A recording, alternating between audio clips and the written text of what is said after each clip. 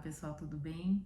E no vídeo de hoje eu vou falar um pouquinho sobre uma coisa que me ocorreu agora nesse início de ano, que eu fui, né, como todo mundo que faz promessa de virada, de Réveillon, de que vai cuidar mais da saúde, que vai fazer mais atividade física e que vai fazer os exames de rotina anualmente. E aí eu aproveitei isso daí, e que eu não sou besta nem nada, fui fazer também esses meus exames de rotina, os meus exames de check-up. Alguns deles a gente faz numa frequência anual, outros eu faço numa frequência semestral. Então aproveitei esse início de ano, que é o início para a gente cumprir todas as metas que a gente anota lá na nossa listinha. E aí me ocorreu sobre que tipo de exame a gente faz de check-up de neuro.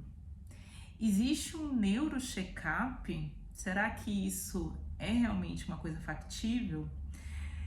Bom, nesse vídeo então eu vou falar um pouquinho sobre isso, tá certo?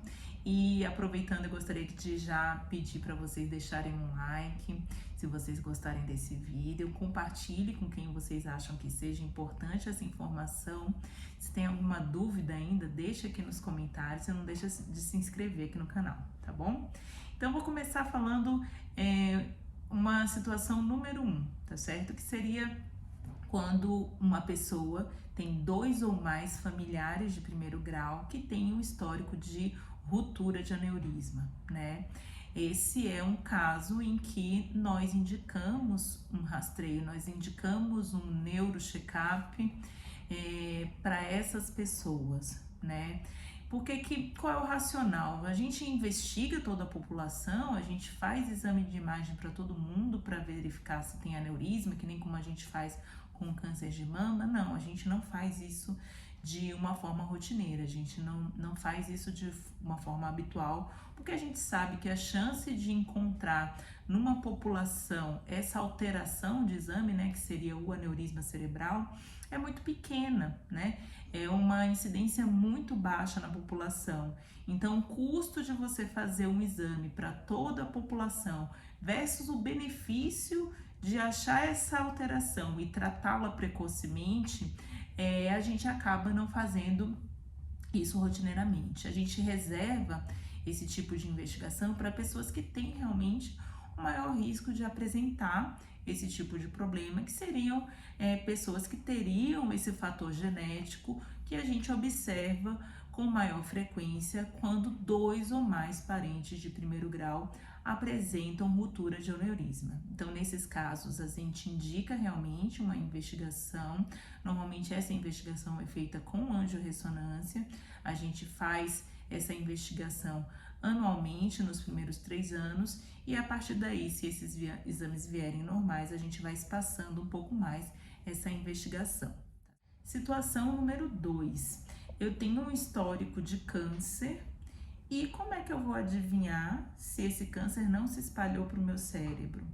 Bom, essa é uma pergunta que é feita muito rotineiramente, né, para pacientes que têm um histórico de câncer, principalmente cânceres metastáticos, e existe sim um tipo de rastreio para esse tipo de paciente. Normalmente é um rastreio que é indicado pelo oncologista, então ele vai fazer a programação da investigação do restante do corpo, né, com exames laboratoriais, às vezes com PET-CT ou alguns exames de imagem do corpo todo, e junto com esse rastreio, dependendo do tipo histológico do câncer e dependendo da severidade desse câncer, também é indicado um rastreio, geralmente é feito com o exame de ressonância do cérebro, para verificar se não existe também associado alguma metástase cerebral.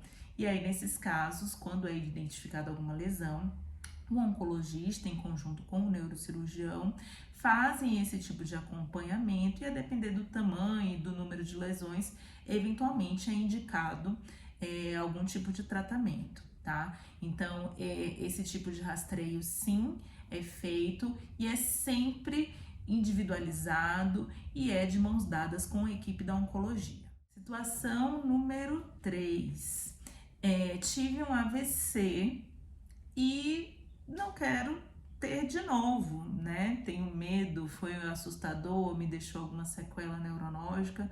O que que eu faço de rotina? O que que eu faço de check-up, né? Após ter tido um AVC? Bom, normalmente esse tipo de rotina e esse tipo de check-up é sim comum, né? Normalmente um paciente que já teve um AVC, ele faz uma investigação da causa desse AVC, né? Existem causas relacionadas a trombos que são enviados do coração, às vezes são doenças de pequenos vasos, às vezes estão associadas à hipertensão arterial sistêmica. Então, normalmente, a depender do tipo de etiologia desse AVC, o paciente vai receber um tratamento para evitar que ele tenha outros AVCs, às vezes são com medicamentos que afinam sangue, às vezes são com medicamentos para controle da pressão arterial, ou do colesterol, ou do diabetes. Então, existe um controle desses fatores de risco e, eventualmente, esses pacientes precisam de um acompanhamento com o neurologista, com o clínico, com o cardiologista, para verificar se existe realmente uma outra causa para esse AVC, como um trombo na carótida ou uma oclusão de carótida ou um trombo cardíaco. Então, esses pacientes, sim, vão ser acompanhados, vão ser medicados e vão necessitar de um neurocheck-up. Número 4, eu sou jovem, não tenho doença, não tenho nenhum histórico de doenças neurológicas na minha família, eu devo fazer um neurocheck-up, eu devo me preocupar com alguma coisa? E a resposta é não, né? Não existe para pacientes que são assintomáticos e pacientes que são jovens, que não têm nenhuma doença e que não têm nenhum histórico familiar, não existe essa rotina de você fazer exames do cérebro para prevenir doenças, né? Então, a gente sabe que não tem indicação de fazer exame de imagem na população para rastrear uma coisa que você não sabe o que pode ser, né? Diferente de quando você tem doenças que são preveníveis, né? Doenças que, se tratadas precocemente, a gente tem resultados muito positivos, como é o caso do câncer de mama, o câncer de próstata.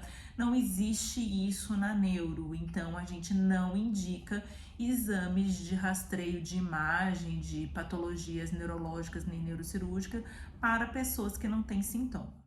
E por fim, uma situação que é muito comum no nosso consultório, que é essa situação número 5, que são naqueles pacientes que têm dores de cabeça. Né, pacientes que vêm no consultório com essa queixa e que sempre se preocupam se tem um aneurisma ou um tumor cerebral ou alguma doença séria neurológica ou neurocirúrgica e secundária, né, a essa dor de cabeça que eles sentem. E a minha resposta é que depende, né? Na verdade, a gente precisa ver esses pacientes individualmente no consultório, ver quais são essas características dessas dores de cabeça, a intensidade, a localização, se é nova, se é antiga, se mudou em relação à sua frequência ao longo dos anos, se mudou em relação à sua intensidade ou à sua característica. Então, tudo isso é importante na semiologia neurológica para a gente saber se essa é uma dor de cabeça primária, né? Ou seja, enxaqueca, cefaleia em salvas e outros tipos de cefaleias primárias que não necessitam necessariamente de uma investigação com um exame de ressonância ou de tomografia ou alguma imagem do cérebro, das cefaleias que a gente chama de secundárias, né? Que realmente são secundárias a um tumor, a hidrocefalia ou uma hipertensão intracraniana. Então, esses casos realmente precisam ser avaliados individualmente para a gente poder verificar se existe a necessidade de fazer uma investigação rotineira com o exame de imagem. Então, era isso que eu gostaria de falar para vocês no vídeo de hoje. Espero que tenham gostado.